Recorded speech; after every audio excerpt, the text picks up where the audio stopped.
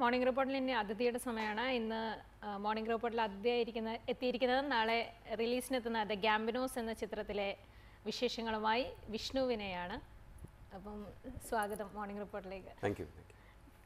ഈ ഗാംബിനോസ് ഒരു ക്രൈം ഫാമിലിയാണ് അല്ലേ? ഒരു അമേരിക്കൻ ബേസ്ഡ് ക്രൈം ഫാമിലി അല്ലേ ഗാംബിനോസ്? അതെ, ശരിക്കും ഉണ്ടായിരുന്ന ഒരു ക്രൈം ഫാമിലിയാണ് ന്യൂയോർക്കിലുണ്ടായിരുന്നത്. ഗാംബിനോസ് എന്ന് പറയുന്ന ഒരു ഇറ്റാലിയൻ സർനെയിമാണ്. അപ്പം ആദ്യമായിട്ട് റെക്കോർഡ് ചെയ്യപ്പെട്ടിട്ടുള്ളൊരു ഓർഗനൈസ്ഡ് ക്രൈം ഫാമിലി ഗാംബിനോസാണ്. അപ്പോൾ ഈ സിനിമയിൽ ഗാംബിനോസ് എന്ന് പറഞ്ഞ സിനിമയിൽ അങ്ങനെ ഒരു ക്രൈം ഫാമിലിയെക്കുറിച്ചുള്ളൊരു കഥയാണ് അതിനകത്ത് കാണിക്കുന്നത്. അപ്പോൾ ആ ഫാമിലിയുടെ പേര് ഗാംബിനോസ് എന്നാണ്. ഒരു അമേരിക്കൻ ബേസ്ഡ് ക്രൈം ഫാമിലിയാണ് ഗാംബിനോസ്. അതെങ്ങനെയാണ് മലയാളത്തിൽ? അത് ഈ നാട്ടിൽ, നമ്മുടെ നാട്ടിൽ അങ്ങനെ ഒരു സെറ്റപ്പിൽ വർക്ക് ചെയ്തുകൊണ്ടിരുന്ന ഒരു ക്രൈം ഫാമിലി ഉണ്ടായിരുന്നു. അപ്പോൾ അവരെക്കുറിച്ച് പ്രസ്സും നാട്ടിലെ പോലീസുകാരും ഒക്കെ ഈ ഗാംബിനോസായിട്ട് കമ്പയർ ചെയ്ത് വിളിക്കും. അപ്പോൾ അങ്ങനെ അവരെ തന്നെ ഗാംബിനോസ് എന്ന് വിളിക്കും. അങ്ങനെയാണ് ഈ ഒരു കണക്ഷൻ ഈ സിനിമയിലേക്ക് എത്തുന്നത്. ഈ ഗാംബിനോസിൻ്റെ വിശേഷം എന്ന് പറയുന്നത് നാളെ റിലീസ് ചെയ്യണം. അപ്പോൾ മലയാളത്തിൽ അങ്ങനെ അധികം നമ്മൾ കണ്ട് ശീലിച്ചിട്ടില്ലാത്ത ഒരു ജോണറാണിത്. വളരെ കുറച്ച് സിനിമകളെ ഒരു സ്റ്റൈലിഷ് ഗാങ്സ്റ്റർ ഫ്ലിക്സ് എന്ന് പറഞ്ഞ് ഇറങ്ങിയിട്ടുള്ളൂ. അപ്പോൾ അതുകൊണ്ട് ഒരുപാട് ഗാങ്സ്റ്റർ ഫിലിംസ് മലയാളത്തിൽ വന്നിട്ടുണ്ട് പണ്ട്. അതെ അതെ, അതിൽ നിന്ന് ഇതെങ്ങനെ വ്യത്യസ്തം? അത് നമ്മുടെ നാട്ടിൽ ഒരു കൊട്ടേഷൻ പടങ്ങളെന്നാണ് ഇതിനെ വിളിച്ചുകൊണ്ടിരുന്നത്. ഒരുപാട് ഈ അടി വെട്ടുകുത്ത്. പക്ഷേ അങ്ങനെ ഈ ഒരു ജോണറിൽപ്പെടുത്താവുന്ന വളരെ കുറച്ച് 2-3 സിനിമകൾ വന്നിട്ടുള്ളൂ. ഇപ്പോൾ ബിഗ് ബി എന്നൊക്കെ പറയുന്നതാണ്. അധികം എക്സ്പെരിമെൻറ്റ് ചെയ്യപ്പെട്ടിട്ടില്ല. അപ്പോൾ ഈ സിനിമയുടെ പ്രത്യേകത എന്താണെന്ന് പറഞ്ഞാൽ, ഇത് അങ്ങനെ ഒരുപാട് ആക്ഷനോ അല്ലെങ്കിൽ ഒരുപാട് ഒരു വയലൻസിലോ അങ്ങനെ ഒരു രീതിയിലല്ല ഇത് മുന്നോട്ട് പോകുന്നത്. ഇത് വളരെ റിയലിസ്റ്റിക് ആയിട്ട് നമ്മുടെ നാട്ടിൽ ഇങ്ങനെ ഒരു ഫാമിലി ഉണ്ടെങ്കിൽ എങ്ങനെ ഇവർ വർക്ക് ഇവർ ഓർഗനൈസ് ചെയ്ത് ഇവരെങ്ങനെയായിരിക്കും പ്രവർത്തിച്ചിരുന്നത് എന്ന് റിയലിസ്റ്റിക് ആയിട്ട് കാണിക്കുന്ന ഒരു സിനിമയാണ്. അത് ഇപ്പോൾ ഇത്തരം ഒരു സ്റ്റോറി നാട്ടിലോട്ട് പറിച്ച് നടന്നേരത്ത് ഇവിടെ ഇതിൻ്റെ എഴുത്തുകാരൻ സക്കീർ മഠത്തിലും ഡയറക്ടർ ഗിരീഷ് ഇവിടെ കണ്ടിട്ടുള്ള ഒരു കുറേ ഫാമിലിയൊക്കെ ആയിട്ട് ബന്ധപ്പെടുത്തി തന്നെയാണ് ചെയ്തിരിക്കുന്നത്. Based on a true story നമ്മളൊരിടത്തും പറഞ്ഞിട്ടില്ല. അതെ അതെ. അപ്പോൾ അങ്ങനെ കുറച്ച് പല ഇവൻസും കോർത്തിണക്കിയാണ്. കേരളത്തിൽ അങ്ങനെ ഒരു ഫാമിലി ഉണ്ടായിരുന്നോ? അല്ലെ അങ്ങനെ ഒരു ഫാമിലി മലബാർ ഏരിയയിലുള്ള ഒരു ഫാമിലിയെ ബേസ് ചെയ്തിട്ടാണ് എഴുതിയിരിക്കുന്നത്. ഇത് കോഴിക്കോട് വെച്ചാണ് ഷൂട്ട് ചെയ്തിരിക്കുന്നത്. ഇതിൻ്റെ എല്ലാ ടെക്നിക്കൽ ആസ്പെക്ട്സിലും വർക്ക് ചെയ്യുന്ന ആൾക്കാരെല്ലാം കോഴിക്കോട്ടുകാരാണ്. അപ്പോൾ അങ്ങനെ ഉണ്ടെന്നാണ് എൻ്റെ അറിവ്. എനിക്കറിയില്ല. എന്താണ് വിഷ്ണുവിൻ്റെ ക്യാരക്ടർ? എൻ്റെ ക്യാരക്ടറിൻ്റെ പേര് മുസ്തഫ എന്നാണ്. ഞാൻ ഇതിനകത്ത് ഇപ്പോൾ ഈ സിനിമയിൽ ഗാംബിനോസ് എന്ന് പറഞ്ഞ ഫാമിലിയുടെ ഹെഡ് രാധിക ശരത് കുമാർ ചെയ്യുന്ന മമ്മ എന്ന് പറഞ്ഞ ക്യാരക്ടറാണ്. അവരുടെ ചെറുമകനാണ്. അവർക്ക് 5 കുട്ടികളുണ്ട്. അപ്പോൾ ഒരു പെൺകുട്ടിയേ ഉള്ളൂ അവരുടെ മകനായിട്ടാണ്. ഇതൊരു ക്രിസ്ത്യൻ ഫാമിലിയാണ്. പക്ഷേ എനിക്കൊരു മുസ്ലിം പേരാണ്. അപ്പോൾ അതൊക്കെ എങ്ങനെയായി എന്നുള്ളത് സിനിമ കണ്ടാണ് മനസ്സിലായത്. സിനിമ ആദ്യം ഹിസ്റ്ററി ഓഫ് ജോയ് ആയിരുന്നു സിനിമ. അപ്പം എങ്ങനെയാണ് ഹിസ്റ്ററി ഓഫ് ജോയിൽ നിന്ന് ഗാംബിനോസിലേക്ക് എത്തുന്നത്? ഹിസ്റ്ററി ഓഫ് ജോയ് റിലീസ് ചെയ്ത് കഴിഞ്ഞിട്ട് അത് നെറ്റ്ഫ്ലിക്സിലോ എങ്ങോട്ട് വന്നിരുന്നു. അപ്പോൾ അതിന് ഡയറക്ടർ ഗിരീഷ് ചേട്ടൻ അത് കണ്ടു, എന്നെ വിളിച്ച് സ്ക്രിപ്റ്റ് അയച്ചു തന്നു. അപ്പം കഥയൊക്കെ പറഞ്ഞ് എനിക്ക് ഇൻട്രസ്റ്റിംഗ് ആയിട്ട് തോന്നി. പക്ഷെ അത് കഴിഞ്ഞിട്ടാണ് ഞാൻ അറിയുന്നത് ഗിരീഷ് ചേട്ടൻ എൻ്റെ അച്ഛൻ്റെ അസിസ്റ്റൻ്റായിട്ട് വർക്ക് ചെയ്തിട്ടുണ്ട് 4-5 സിനിമ. അപ്പോൾ എനിക്ക് മുഖം ഒന്നും കണ്ട് പരിചയമൊന്നുമില്ല. അത് കഴിഞ്ഞിട്ടാണ് ഞാൻ പിന്നീട് അറിയുന്നത് ഇങ്ങനെയാണ്. പുള്ളി പറയുന്നത് അതിന് ശേഷമാണ്. പക്ഷെ അപ്പോഴത്തേക്കും എനിക്ക് ആ സ്ക്രിപ്റ്റ് ഇഷ്ടപ്പെട്ടു. പുള്ളിയുടെ ആദ്യ സിനിമയാണ്. ഗിരീഷ് ചേട്ടൻ ഓസ്ട്രേലിയയിൽ ഒരു ആഡ് ഫിലിം മേക്കറായിട്ടാണ് വർക്ക് ചെയ്യുന്നത്. അപ്പം നേരത്തെ 2000-ൻ്റെ തുടക്കത്തിൽ കുറേ ഫിലിം അസിസ്റ്റ് ചെയ്തിരുന്നു. അച്ഛൻ്റെ സിനിമകളും അസിസ്റ്റ് ചെയ്തിരുന്നു. ഇത് പുള്ളിയുടെ ഫസ്റ്റ് ഇൻഡിപെൻഡൻറ്റ് പ്രോജക്റ്റാണ്. ഈ രാധിക ശരത് കുമാർ ഈ രാമലീലയിലും ഒരു അമ്മ ക്യാരക്ടർ ഭയങ്കര പവർഫുൾ ആയിട്ടുള്ള, അപ്പം ഇതിലും ഒരു പവർഫുൾ ആയിട്ടുള്ള. അതെ, ഇതിൽ ഇപ്പോൾ സ്ക്രിപ്റ്റിൽ ആ ഒരു ക്യാരക്ടറാണ് ഒരു ഫീമെയിൽ പ്രൊട്ടാഗണിസ്റ്റ് എന്ന് പറയുന്നത്. കാരണം ഒരു ക്രൈം ഫാമിലിയുടെ ഹെഡാണ്. അപ്പോൾ എല്ലാവരും ചിന്തിച്ചപ്പോൾ അതിലും ബെറ്റർ ഒരു ഓപ്ഷൻ വേറെ ഇല്ല എന്നാണ് തോന്നിയത്. പാട്ടുകളൊക്കെ എങ്ങനെയാണ്? ഒരു പാട്ടേ ഉള്ളൂ സിനിമയിൽ. മ്യൂസിക്കിന് ഒരുപാട് പ്രാധാന്യമുണ്ട്. ബാക്ക്ഗ്രൗണ്ട് സ്കോറിന് ജെയ്ക്സ് ബിജോയ് ആണ് ചെയ്യുന്നത്. അപ്പോൾ അത് ഗിരീഷ് ചേട്ടൻ ഒരുപാട് റിസർച്ച് ചെയ്ത് റെഫറൻസ് കൊടുത്ത് അങ്ങനെ ചെയ്ത ഒരു പാറ്റേണിലാണ് ഫുള്ള് പോകുന്നത്. ഒരു പാട്ടേ ഉള്ളൂ. അതിപ്പോൾ റിലീസായിട്ടുണ്ട് ഓൺലൈനിൽ. ഈ വിഷ്ണുവിനെ കുറിച്ച് പറയുകയാണെങ്കിൽ ആദ്യം ഹരീന്ദ്രൻ ഒരു നിഷ്കളങ്കനിൽ സ്റ്റോറി. അതെ അതെ, അത് ഞാൻ പഠിച്ചുകൊണ്ടിരിക്കുന്ന സമയത്ത് എഴുതിയ ഒരു സ്റ്റോറിയാണ്. അത് പിന്നെ അച്ഛൻ ആണത് സിനിമ. 10 വർഷം ഗ്യാപ്പ് ഉണ്ടല്ലേ? അതെ, അത് ഞാൻ എൻ്റെ ഫസ്റ്റ് ഇയർ കോളേജിലാണ് അത് ചെയ്യുന്നത്. അത് ഞാൻ പഠിത്തമൊക്കെ കഴിഞ്ഞ് വന്നിട്ട് ഇപ്പോൾ അത്രയും കൊല്ലം കഴിഞ്ഞു. അഭിനയം തന്നെയാണോ താല്പര്യം? ഞാൻ ആക്ച്വലി സംവിധാന മോഹമായിട്ടാണ് എൻ്റെ പഠിത്തം കഴിഞ്ഞ് ഇങ്ങോട്ട് വരുന്നത്. പക്ഷേ അത് ഏതാണ്ട് 1.5 കൊല്ലം ഞാൻ ഒരു പ്രോജക്റ്റ് ഓണാക്കാൻ വേണ്ടി നടന്നു. പക്ഷേ അത് നടന്നില്ല. അതിനിടയിലാണ് എനിക്കൊരു ആക്ടിങ് ഓപ്പർച്യൂണിറ്റി കിട്ടുന്നത്. അപ്പോൾ ഞാനത് സ്വീകരിച്ചു. വിനയൻ സാറിൻ്റെ മകൻ എന്ന നിലയിൽ തന്നെയാണോ സിനിമയിലേക്ക് വരുന്നത്? അതെ, എനിക്ക് അങ്ങനെ ഒരു ഓപ്പർച്യൂണിറ്റി കിട്ടുന്നത്, ആ പ്രൊഡ്യൂസർ എന്നെ അപ്രോച്ച് ചെയ്യുന്നത് ഞാൻ ഇന്നയാളുടെ മകനാണ് എന്ന് പറഞ്ഞിട്ടാണ്. അപ്പോൾ എനിക്ക് സത്യം പറഞ്ഞാൽ ആ സമയത്ത് ഇങ്ങോട്ടൊരു ഓപ്പർച്യൂണിറ്റി അതുവരെയൊന്നും തേടി വന്നിട്ടില്ല. അപ്പോൾ എനിക്ക് തട്ടിക്കളയാൻ തോന്നിയില്ല. അങ്ങനെയാണ് ഹിസ്റ്ററി. അതെ, അങ്ങനെയാണ് ഹിസ്റ്ററി. പിന്നെ കരീബിയൻ ഉഡായിപ്പിൽ കരീബിയൻ ഉഡായിപ്പിൽ അത് ലീഡ് റോളല്ല, അതിൽ ഒരുപാട് ക്യാരക്ടേഴ്സിൽ ഒരാളായിരുന്നു. പിന്നെ രണ്ടാമത്തെ ലീഡ് റോൾ ചെയ്യുന്നത് ഗാംബിനോസിലാണ്. ഇതിൽ എത്ര നായകൻ അങ്ങനെ ഉണ്ടോ? ആ 5 മക്കളും ഞാനാണ് ലീഡ് ചെയ്യുന്നത്. ഈ രാധിക ശരത് കുമാറിൻ്റെ മക്കളായിട്ട് സമ്പത്ത് രാജ് ഉണ്ട് തമിഴിൽ നിന്ന്, പിന്നെ മുസ്തഫ ഉണ്ട്, പിന്നെ ശ്രീജിത്ത് രവി ഉണ്ട്. പിന്നെ ഇതിനകത്ത് വളരെ ഇമ്പോർട്ടൻ്റ് ആയിട്ടുള്ള റോള് ചെയ്യുന്നത് സിജോയ് വർഗീസാണ്. സിജോയ് വർഗീസ് ത്രൂ ഔട്ട് ഉണ്ട് ഫിലിമിൽ. അപ്പോൾ ഒരു ക്രൈം മൂവി തന്നെയാണോ?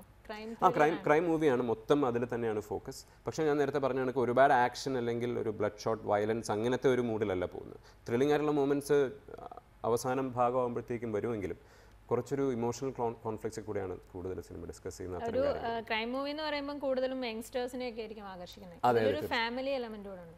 ഫാമിലി എലമെന്റ് ഉണ്ട്, കാരണം അത്തരം ഒരു ഫാമിലിയിൽ സംഭവിക്കുന്ന കാര്യങ്ങളാണ്, ഫാമിലിയിൽ നടക്കുന്ന ഇഷ്യൂസാണ് കൂടുതൽ കാണിക്കുന്നത്.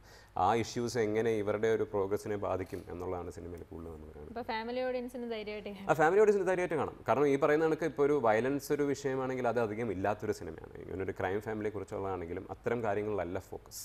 അപ്പോൾ അവർക്ക് ധൈര്യമായിട്ട് കാണാം. രാധിക ശരത് കുമാർ മാത്രമേ ഉള്ളൂ നായികയായിട്ട്? അല്ല, ഇതിനകത്ത് ഒരു പുതിയ പെൺകുട്ടിയുണ്ട്, നീരജ. എൻ്റെ നായികയായിട്ടാണ്. അപ്പം ആ പാട്ടിൽ ആ കുട്ടിയുണ്ട്.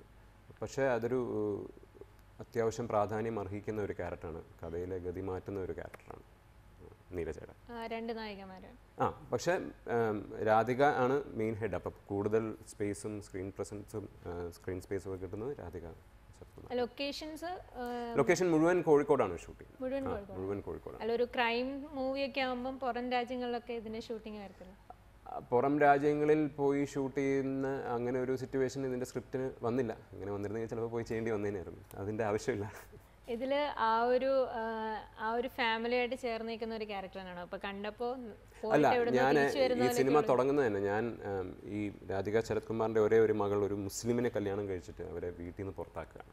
അവർക്ക് ആ ഒരു ഇഷ്യൂ അപ്പോൾ എൻ്റെ അച്ഛനും അമ്മയും മരിച്ചതിന് ശേഷം എന്നെ കുടുംബത്തേക്ക് അവർ തിരിച്ചു വിളിക്കുകയാണ്. അതിനുശേഷമാണ് ഈ സിനിമ തുടങ്ങുന്നത്. അതുകൊണ്ടാണ് എൻ്റെ പേര് മുസ്തഫ എന്ന് പറയുന്നത്. അതുകൊണ്ടാണ്. അപ്പോൾ അതിനുശേഷം ഞാൻ എങ്ങനെ ഈ ഫാമിലിയായിട്ട് പൊരുത്തപ്പെട്ടു പോകും, ഞാൻ വന്ന് ചേരുന്നതിന് ശേഷം ഉണ്ടാകുന്ന പ്രശ്നങ്ങളും കാര്യങ്ങളൊക്കെയാണ് സിനിമ. അതാണ് സിനിമയുടെ ഈ ഹിസ്റ്ററി ഓഫ് ജോയിക്കാതാണെങ്കിലും ഒരു ട്രാൻസ്ഫോർമേഷൻ ആയിരുന്നല്ലോ. അതെ, തീർച്ചയായും ഇതിനകത്ത് ഒരു ട്രാൻസ്ഫോർമേഷൻ സംഭവിക്കുന്നുണ്ട്. അപ്പോൾ ആ ക്യാരക്ടർ ഞാൻ വളരെ സാധാരണക്കാരനായിട്ടൊരു ഗാങ്സ്റ്റർ ഫാമിലിയിൽ ചെന്നതിന് ശേഷം സിനിമ അവസാനിക്കുമ്പോൾ എനിക്ക് എന്തൊക്കെ ട്രാൻസ്ഫോർമേഷൻ സംഭവിക്കുന്നു എന്നുള്ളതിലാണ് ആ ഒരു ഫോക്കസിൽ കൂടെയാണ് സിനിമ പോകുന്നത്. അപ്പോൾ ഞാൻ എൻ്റെ സ്ക്രിപ്റ്റ് വായിച്ചപ്പോഴും എനിക്കത് ഭയങ്കര ഇൻട്രസ്റ്റിംഗ് ആയിട്ട് തോന്നി. ഒരു തുടക്കകാലത്ത് ഒരു നായകന് കിട്ടാവുന്ന ഒരു നല്ലൊരു ക്യാരക്ടറായിട്ട് എനിക്ക് തോന്നി. സിനിമയിൽ ഇനി അഭിനയത്തിലൂടെ മുന്നോട്ട് പോകാനാണോ താല്പര്യം, അതോ സംവിധായകൻ എന്ന നിലയിൽ? അല്ല, അഭിനയത്തിൽ ഫോക്കസ് ചെയ്യാനാണ് താല്പര്യം. വിനയൻ സാറിന്റെ മോനല്ലേ, അപ്പോൾ അച്ഛൻ്റെ പാരമ്പര്യം കിട്ടിക്കാണല്ലോ സംവിധായകൻ? അല്ല, തീർച്ചയായും എനിക്ക് എഴുത്തും സംവിധാനം ചെയ്യണം എന്നൊക്കെ ആഗ്രഹമുണ്ട്. ഞാനത് പാരലലി വർക്ക് ചെയ്യുന്നുണ്ട്. പക്ഷേ ഇതിൽ ചൂടുറപ്പിക്കുക എന്നാണ് ഇപ്പോൾ തൽക്കാലം എൻ്റെ ലക്ഷ്യം വിനയത്തിൽ. ഈ വിനയൻ സാറിന് ഏർപ്പെട്ട പ്രശ്നങ്ങളൊക്കെ സിനിമയിലോട്ട് വരുന്നതിൽ ബാധിച്ചിരുന്നു?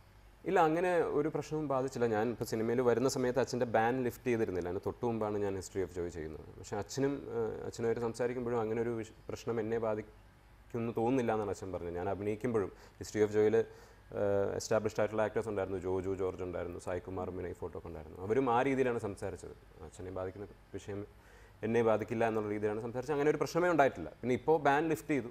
ഇപ്പോൾ എല്ലാവരും ഒരുമിച്ച് പ്രവർത്തിച്ച് മുന്നോട്ട് പോകും. അച്ഛൻ്റെ സിനിമയിലൊന്നും കണ്ടില്ല. അടുത്ത ചാലക്കുടിക്കാരൻ ചങ്ങാതി ഇറങ്ങി? അല്ല, ചാലക്കുടിക്കാരൻ ചങ്ങാതി ഇറങ്ങിയപ്പോഴത്തേക്കും ഞാൻ എൻ്റെ സിനിമ ചെയ്ത് തീരുന്നേ ഉണ്ടായിരുന്നുള്ളൂ. അതിൻ്റെ ഷൂട്ടിംഗ് തുടങ്ങിയപ്പോൾ. ഇപ്പം അച്ഛൻ ആകാശഗംഗ 2 ചെയ്യുന്നുണ്ട്. അതിലൊരു വേഷം വേണമെന്ന് ഞാൻ ചോദിച്ചിട്ടുണ്ട്. കിട്ടുമായിരിക്കും. ഹിസ്റ്ററി ഓഫ് ജോയ് ഒരു പുതുമുഖ സംവിധായകനായിരുന്നു, വിഷ്ണു. ഇതിലും ഒരു പുതുമുഖ സംവിധായകനാണ്. കരീബിയൻ ഒരു പുതുമുഖ. ഇങ്ങനെ കിട്ടുന്നതാണോ അതോ പുതുമുഖ സംവിധായകരുടെ വേഷം തന്നെയാണ് എടുക്കുന്നതാണോ ആ സിനിമകളിൽ? അല്ല, അങ്ങനെയല്ല. എനിക്ക് എസ്റ്റാബ്ലിഷ്ഡ് ആയിട്ടുള്ള ഡയറക്ടേഴ്സൊന്നും എന്നെ വിളിച്ചിട്ടില്ല എന്നുള്ളതാണ് സത്യം. അപ്പോൾ അതല്ല, എന്നെ തേടി വന്ന സിനിമകൾ ഇതാണ്. അപ്പോൾ അതിൽ തേടി വന്ന സിനിമകളിൽ എനിക്ക് ഏറ്റവും നല്ലതെന്ന് തോന്നിയ സബ്ജക്ട്സാണ് ഞാൻ തിരഞ്ഞെടുത്തത്. എനിക്ക് ഗാംബിനോസ് വളരെ ഡിഫറെൻ്റ് ആയിട്ടുള്ളൊരു സബ്ജക്റ്റായിട്ട് തോന്നി. എനിക്ക് സ്ക്രിപ്റ്റ് വായിച്ചപ്പോൾ തന്നെ അത് ചെയ്യണമെന്ന് തോന്നി. പിന്നെ കരീബിയൻ ഉഡായിപ്പ് എന്ന് പറഞ്ഞ സുഹൃത്തുക്കളെല്ലാം കൂടെ ചേർന്ന് ചെയ്തൊരു സിനിമയാണ്. അതിനകത്ത് ലീഡായിട്ടുള്ള ഒരുപാട് ആൾക്കാർ അതിനകത്ത് പ്രധാന വേഷങ്ങൾ ചെയ്യുന്നുണ്ട്. അപ്പം അത്തരം കഥകൾ വരുന്നതിനിടയിൽ എനിക്ക് ബെസ്റ്റ് എന്ന് തോന്നുന്ന കഥകളാണ് ഞാൻ സെലക്ട് ചെയ്യുന്നത്. ഗാംബിനോസിലെ ബാക്കി ക്യാരക്ടേഴ്സ് ഒക്കെ എങ്ങനെയാണ്? ഗാംബിനോസിലെ ബാക്കി ക്യാരക്ടേഴ്സ് ഞാൻ പറഞ്ഞ കണക്ക് മമ്മയായിട്ട് രാധിക ശരത് കുമാർ, അവരുടെ മക്കളായിട്ട് ഈ പറയുന്ന കണക്ക് സമ്പത്ത് രാജ്, പിന്നെ ഒരു പോപ്പുലർ ആർട്ട് ഡയറക്ടർ ഉണ്ട് സാലു കെ ജോർജ്, അദ്ദേഹം ഇതിനകത്തൊരു ഗാങ്സ്റ്ററായിട്ട് അഭിനയിക്കുന്നുണ്ട്. പിന്നെ മുസ്തഫ, ശ്രീജിത്ത് ഏട്ടൻ, സിജോയ് വർഗീസ്, ഇതാണ് മെയിൻ ക്യാരക്ടേഴ്സ്. ഇതാണ് അധികം ഒരുപാട് ക്യാരക്ടേഴ്സ് ഇല്ല, കാരണം ഈ ഒരു കുടുംബത്തെ ചുറ്റിപ്പറ്റിയുള്ളൊരു സിനിമ കാരണം ഒരുപാട് ക്യാരക്ടേഴ്സ് ഇല്ല. ഈ ക്യാരക്ടേഴ്സൊക്കെയാണ് കൂടുതലും സിനിമയിലുള്ളത്. ഒരു ഡ്രാമ മൂവി പോലെ തന്നെ കാണാം. അതെ, ഡ്രമാറ്റിക് ആയിട്ടുള്ള ട്രീറ്റ്മെൻ്റ് ആണ് കൂടുതലും ഉള്ളത്, കാരണം അത്തരം സിറ്റുവേഷൻസ് ആണുള്ളത്. അങ്ങനെ ഒരുപാട് ഫൈറ്റ്സ് അല്ലെങ്കിൽ അങ്ങനെ ഒരുപാട് ചേസ് അല്ലെങ്കിൽ ഗൺ സീക്വൻസസ് ഒക്കെ വളരെ കുറവാണ്, ഉണ്ട്, പക്ഷേ കൂടുതലും ഡ്രമാറ്റിക് ആയിട്ടുള്ള സിറ്റുവേഷൻസ് ആണ്. ഇതിൻ്റെ സ്ക്രിപ്റ്റിലോട്ടോ അല്ലെങ്കിൽ കഥയിലോട്ടോ എന്തെങ്കിലും വിഷ്ണുവിൻ്റെ സംഭാവന ഉണ്ടോ? സംഭാവന ഞങ്ങളുടെ എല്ലാവരുടെയും ഉണ്ടെങ്കിലും ഗിരീഷ് ചേട്ടൻ ഇതിൻ്റെ സ്ക്രിപ്റ്റ് എഴുതിയതിന് ശേഷം അതിൽ നിന്ന് ഒരുപാട് എലമെൻറ്റ്സ് ഒന്നും മാറ്റാൻ പുള്ളി സമ്മതിച്ചിരുന്നില്ല. കാരണം നേരത്തെ പ്ലാൻ ചെയ്ത് വെച്ചിരുന്നു, ഒരു ഫ്രെയിമിൽ എന്തൊക്കെ മെറ്റീരിയൽസ് വേണം, പ്രോപ്പർട്ടീസ് വേണമെന്ന് പോലും പുള്ളി പ്ലാൻ ചെയ്ത് വെച്ചിരുന്നു. അതിൽ നിന്ന് അധികം വ്യതിചലിക്കാതെ ആണ് പുള്ളി മുഴുവൻ ഇത് ചെയ്തിട്ടുള്ളത്. അതുകൊണ്ട് നമ്മുടെ സജഷൻസ് ഒന്നും അങ്ങനെ കേൾക്കുന്ന ഒരു സ്വഭാവക്കാരനല്ല. ഇനി എന്താണ് വിഷ്ണുവിൻ്റെ പുതിയ പ്രൊജക്ട്സ്? ഇനി ഞാൻ ഡിസ്കഷൻസ് ഒക്കെ നടക്കുന്നേ ഉള്ളൂ. എനിക്കൊന്നും അത് ഇവിടെ പറയാനുള്ളൊരു സമയമായിട്ടില്ല. അനൗൺസ്മെൻറ്റ് സ്റ്റേജിലോട്ടൊക്കെ എത്തുന്നേ ഉള്ളൂ. അച്ഛൻ്റെ സിനിമ വരുന്നതല്ലേ? അച്ഛൻ്റെ സിനിമ വരുന്നു, അപ്പോൾ അതും എഴുത്ത് നടക്കുന്നേ ഉള്ളൂ. അപ്പോൾ നാളെ ഇത് റിലീസിനെത്തുമ്പം എന്തൊക്കെയാണ് പ്രതീക്ഷകൾ? എനിക്ക് ഇത് ഇപ്പോഴത്തെ ഒരു സാഹചര്യം വളരെ ഡിഫറെൻ്റ് ആയിട്ടുള്ള സിനിമകൾ അക്സെപ്റ്റ് ചെയ്യുന്ന ബിഗ് ബി പോലെ ഒരു ഫിലിം നല്ല ഹിറ്റായിരുന്നു, അതും ഇതുപോലെ ഒരു ഫാമിലി ബേസ് ചെയ്ത് എന്നാ ഒരു അതെ, ബിഗ് ബി കുറച്ചുകൂടെ സ്റ്റൈലിഷ് ആയിട്ടുള്ള ഒരു സ്റ്റാറിനെ ഫോക്കസ് ചെയ്തിട്ടുള്ളൊരു സിനിമ. ഇതങ്ങനെയല്ല.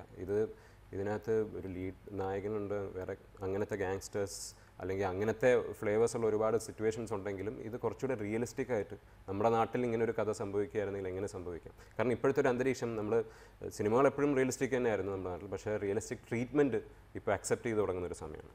അപ്പോൾ ആ ഒരു ട്രീറ്റ്മെൻറ്റുമായിട്ട് ചേർന്ന് പോകുന്ന ഒരു തരത്തിലാണ് ഈ സിനിമ ഒരുക്കുന്നത്. അങ്ങനെ ഒരു ക്രൈം മൂവി അത്രയും റിയലിസ്റ്റിക് ആക്കാൻ പറ്റുമോ? അത്രയും റിയലിസ്റ്റിക് ആക്കാൻ പറ്റുമോ എന്ന് ചോദിച്ചാൽ, ഇങ്ങനെ ഒരു നമ്മുടെ നാട്ടിൽ ഇത്തരം കാര്യങ്ങൾ ചെയ്ത് ഒരു ഫാമിലിക്ക് എത്രമാത്രം മുന്നോട്ട് പോകാൻ പറ്റും, ആൾക്കാരെയൊക്കെ കയ്യിലെടുത്ത് എത്രമാത്രം മുന്നോട്ട് പോകും, അതിന് പ്രശ്നങ്ങളുണ്ട്. അതെ, അപ്പോൾ അവർക്ക് ഇവർ ഈ പറയുന്നതാണ് അമാനുഷികരായിട്ടുള്ള ആൾക്കാരല്ല എന്നാണ് ഈ സിനിമയിൽ കാണിക്കുന്നത്. സാധാരണ അത്തരം സിനിമകളിൽ കാണിക്കുമ്പോൾ ഇവരെല്ലാം ഭയങ്കരമായിട്ട് എല്ലാവരും ഇൻഫ്ലുവൻസ് ചെയ്ത് എല്ലാവരെയും കയ്യിലെടുത്ത് എല്ലാം വെട്ടിപ്പിടിക്കുന്ന ആൾക്കാരാണ്. പക്ഷെ അത്തരത്തിലുള്ള ആൾക്കാരല്ല നമ്മുടെ നാട്ടിൽ. ഇതിന് പ്രശ്നങ്ങൾ ഉള്ള സ്ട്രഗിളാണ് ആക്ച്വലി. അതിലിപ്പോ ക്രൈം മാത്രമായിരിക്കില്ലല്ലോ, നമ്മുടെ ഒരു പേഴ്സണൽ പ്രശ്നങ്ങളും കാര്യങ്ങളും എല്ലാം. തീർച്ചയായും ഇതിനകത്ത് ഓരോ ക്യാരക്ടേഴ്സ് നേരിടുന്ന പ്രശ്നങ്ങൾ തമ്മിലുള്ള കോൺഫ്ലിക്ട്സ് ഉണ്ട്. അത് കാരണം ഫാമിലിക്ക് മുമ്പോട്ട് പോകാൻ പറ്റാത്ത അവസരങ്ങളുണ്ട്. അതാണ് ആ ഒരു സിറ്റുവേഷനിൽ നിന്നാണ് ഈ സിനിമ മുന്നോട്ട് പോകുന്നത്. അത്തരം കാര്യങ്ങളാണ് ഇന്നത്തെ കാണിക്കുന്നത്. അതുകൊണ്ടാണോ ഫൈറ്റ് സീൻസ് ഒക്കെ കുറവ്? അതാണ് ഫൈറ്റ് സീൻസ് കുറവ്. അത് ഫൈറ്റ് സീൻസ് വരുന്നുണ്ട്, പക്ഷേ അത് ക്ലൈമാക്സ് പോർഷൻസിനോട് അടുക്കുമ്പോഴാണ് വരുന്നത്. പക്ഷേ കൂടുതലും ഈ പ്രശ്നങ്ങളാണ് കാണിക്കുന്നത്. ഓക്കെ, അപ്പോൾ സിനിമ റിലീസിനെത്തുമ്പോൾ പ്രേക്ഷകരോട് എന്താണ് പറയുന്നത്? പ്രേക്ഷകരോട് പറയാനുള്ള എന്താണെന്ന് പറഞ്ഞാൽ, ഇത് അധികം നമ്മൾ കണ്ടിട്ടില്ലാത്ത ഒരു ജോണറിൽപ്പെടുന്ന ഒരു സിനിമയാണ്. അപ്പോൾ അത് ഇപ്പോഴത്തെ ഒരു സാഹചര്യത്തിൽ വളരെ റിയലിസ്റ്റിക് ആയിട്ട് നമുക്ക് കണ്ടാൽ ഒരു തരത്തിലും എക്സാജറേഷൻ അല്ല എന്ന് തോന്നുന്ന രീതിയിലാണ് ട്രീറ്റ് ചെയ്തിരിക്കുന്നത്. അപ്പോൾ നല്ലൊരു സിനിമ അനുഭവമായിരിക്കും. ഇതിൻ്റെ പെർഫോമൻസും ഇതിൻ്റെ ബാക്ക്ഗ്രൗണ്ട് സ്കോറും ഇതിൻ്റെ സിനിമാറ്റോഗ്രഫിയും എല്ലാം എല്ലാവർക്കും കണ്ട് ആസ്വദിക്കാൻ പറ്റുന്ന രീതിയിലാണ് ഒരുക്കിയിരിക്കുന്നതാണ് എൻ്റെ വിശ്വാസം, ഞങ്ങളുടെ എല്ലാവരുടെയും വിശ്വാസം. അതുകൊണ്ട് പോയി കാണണം. ഇനിയൊരു ഇനി ഒരു സിനിമ വരികയാണെങ്കിൽ അത് ഏത് രീതിയിലുള്ളൊരു ക്യാരക്ടർ എടുക്കാനായിരിക്കും താല്പര്യം? അല്ല, ഞാൻ അത്തരം രീതിയിലൊരു ഫോക്കസ്ഡ് ആയിട്ടുള്ളൊരു അങ്ങനെ ഒരു അപ്രോച്ചിലോട്ട് ഞാൻ എത്തുന്നേ ഉള്ളൂ. എൻ്റെ കരിയർ തുടങ്ങുന്നേ ഉള്ളൂ. അപ്പോൾ ഞാനിപ്പോൾ എനിക്ക് വരുന്ന കഥകളിൽ ഏറ്റവും നല്ല കഥ തിരഞ്ഞെടുക്കുക എന്നുള്ളത് മാത്രമാണ് ഇപ്പോഴത്തെ എൻ്റെ. കുറച്ചുകൂടെ കഴിഞ്ഞ് നമ്മൾ കുറച്ചുകൂടെ ഡെവലപ്പ് ചെയ്തതിന് ശേഷം ഞാൻ ഇനി ഇത്തരം ക്യാരക്ടർ ചെയ്യാം എന്ന് ചിലപ്പോൾ ചിന്തിക്കുമായിരിക്കും. ഇപ്പോൾ അങ്ങനെയില്ല, കിട്ടുന്ന സിനിമകളിൽ ഏറ്റവും നല്ലത് ചെയ്യാം.